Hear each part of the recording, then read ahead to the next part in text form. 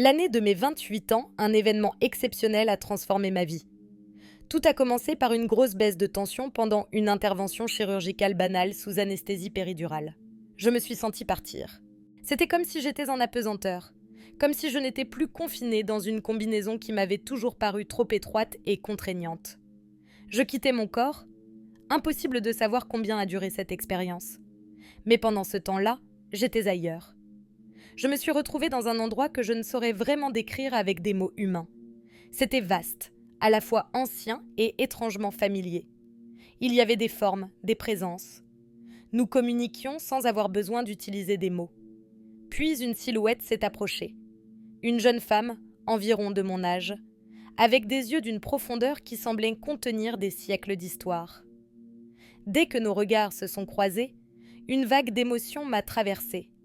Beaucoup de complicité et une tendresse ancienne. Je la connaissais.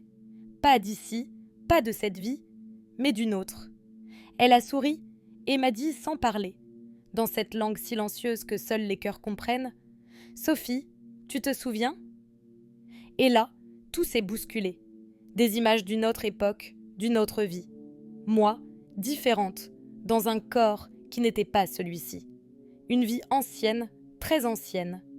Peut-être en Égypte ou ailleurs, impossible à dire. Mais je me voyais auprès d'elle. Elle était ma meilleure amie. Nous avions partagé des secrets, des rires, des douleurs aussi. Notre lien ne s'était jamais rompu. Il avait simplement traversé le temps. Je me suis mise à poser des questions. Beaucoup de questions. Sur elle, sur cette autre vie, pourquoi je la retrouvais maintenant ? Je voulais comprendre. Une partie de moi savait que c'était important. Je voulais savoir qui j'étais réellement, combien de fois j'avais vécu, pourquoi certaines personnes me semblaient si familières dans cette vie. Les réponses venaient, parfois claires, parfois comme des énigmes. Mais plus je recevais, plus je sentais qu'une partie de moi se diluait dans quelque chose de plus grand.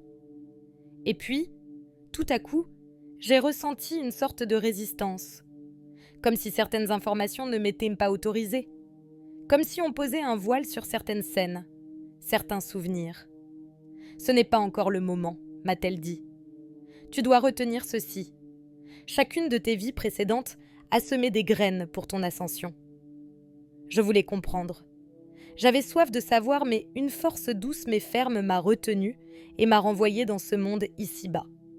Quand j'ai ouvert les yeux, mon cœur battait plus vite que jamais.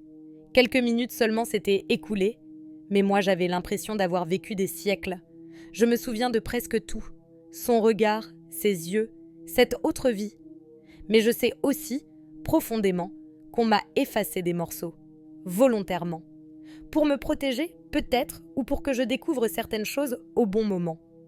Je suis sortie enrichie de ce rêve de conscience. J'ai appris que le but de la vie était d'apprendre à aimer et à être compatissant envers soi-même et envers les autres. Moi qui n'avais foi en rien. J'ai commencé à explorer tout ce qui touche à la religion et à la spiritualité.